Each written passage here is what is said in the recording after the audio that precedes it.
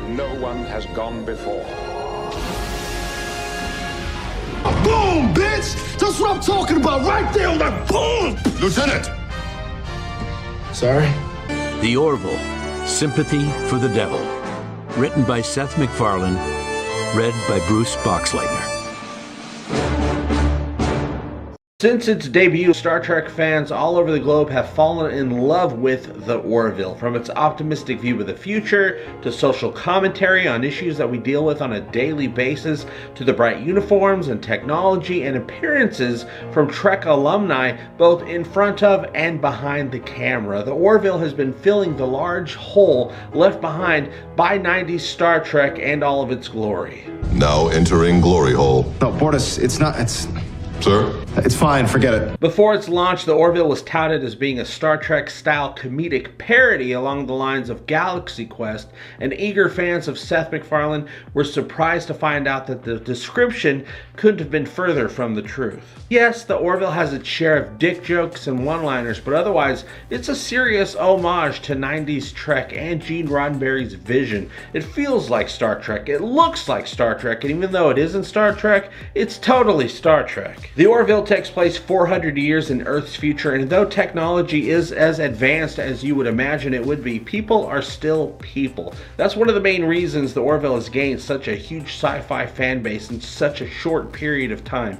People feel like they could serve aboard this ship and get along with its crew. But how does Star Trek actually exist in the Orville universe? That's easy. Even though there's no references directly to Star Trek at all in the show, there's plenty of examples of why it definitely exists as the TV show we all know and love in the world of the Orville. Yes, Ed Mercer and the crew and every character on the show, well, maybe not the Krill, that they all are aware of Star Trek, and here are some examples of how I know this. My first example, Star Wars exists in the Orville universe. In Season 1, Episode 2, Command Performance, Alara seeks the advice of Dr. Finn when she is unexpectedly put in charge of the ship by Ed. Finn says, "I'm not going to whisper the right answers in your ear, but I'll try to be your Obi-Wan however I can." My what? Never mind. Obi-Wan? Claire said Obi-Wan, which means Claire has seen Star Wars. Do you think for a second that the Orville resides in a universe where Star Wars exists, but Star Trek doesn't? Who in their right mind would ever want to live in a bastard universe like that? Example numero dos. In the episode Priya, guest starring my ex-girlfriend Charlize Theron, we were only together for a couple of months. I mean, we knew it wasn't going to last. I mean, I got a lot of love to give, and it's just unfair to limit that love to just one person, you know? The episode begins with the bridge crew letting loose a little bit, having a bonding moment while watching an old rerun of Seinfeld. This is when we learn that Seinfeld exists in the Orville universe. But then I remembered one of the episodes of Seinfeld where George and Jerry are discussing the Wrath of Khan. Spock dies, they wrap him up in a towel, and they shoot him out the bowels of the ship in that big sunglasses case. That's a hell of a thing when Spock died. Yeah. So Star Trek exists in the Seinfeld universe, and Seinfeld exists in the Orville universe. Therefore, vis-a-vis with arithmetic, Star Trek exists in the Orville universe as well. And you might think that's enough right there, JP. You have proven your point. But I'm not done yet, you guys. There's more. In the episode New Dimensions, when the crew is trying to figure out a way to travel into the second dimension without being crushed, Ed makes a Doctor Who reference. More space inside than out, like Doctor Who's phone booth. Or Oscar the Grouch's can. Or Snoopy's doghouse, yeah. The miracles of quantum physics. Star Trek and Doctor Who are not strangers to each other at all. Since the 2005 Doctor Who revival began, many references to Star Trek have been made in a variety of episodes, most noteworthy being the episode where the silence first appears. Oh my God, what is that? Is that a mask? Is that a Star Trek thing? Ben, is that you? Get back from it now! Back from what, honey? She sees the silence standing there and says, "Is that a Star Trek thing?"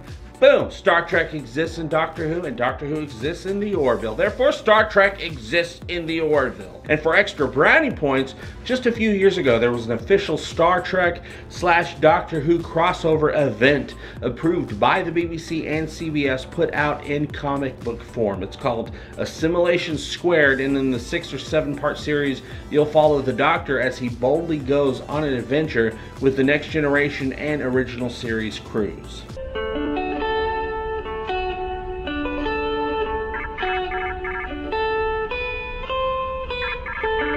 My final example of proof that Star Trek definitely exists in the Orville universe has to do with Captain Mercer's main source of inspiration on the ship. His trusty pal, Kermit the Frog, who sits right there on his desk. That is, Kermit the Frog.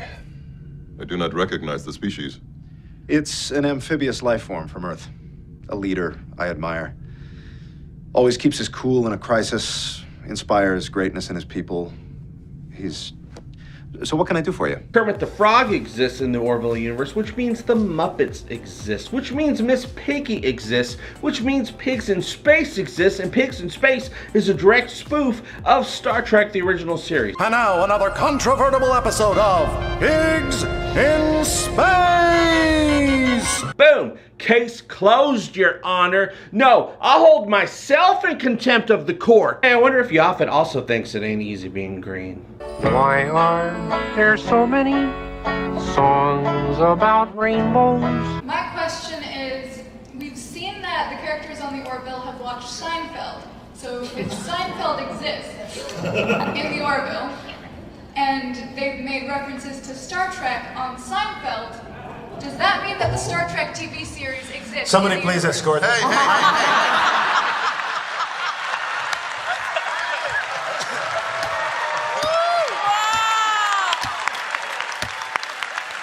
We want the skull back. Yeah. It's a dilly.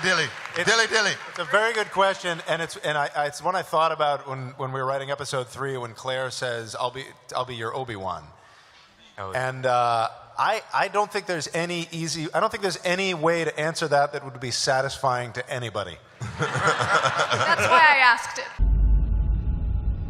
Afraid to go in? Exploration always carries risk. I say we risk it. Take us in. Aye, sir. A toast. Union service is just as much about mundane, busy work as it is about adventure. Where are we going? What the hell? Good morning, Commander. Good morning, Lieutenant. You're an interesting species. You know how to fly one of these things? We're about to find out.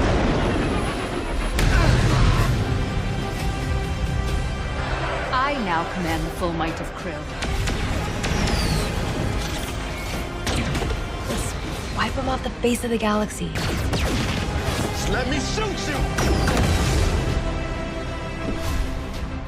You could feel joy, happiness, affection, love. I can have your heart or your soul. Show the galaxy that humans are different, that we value life even when our enemies don't.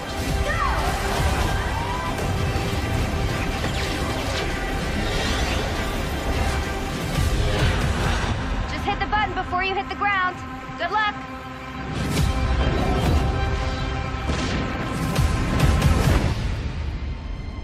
If you do the right thing in the here and now,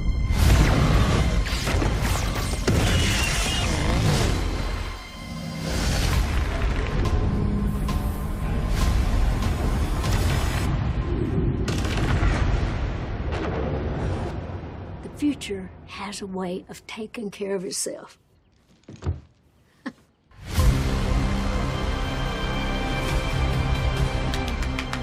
Hooray! Hooray! Enough!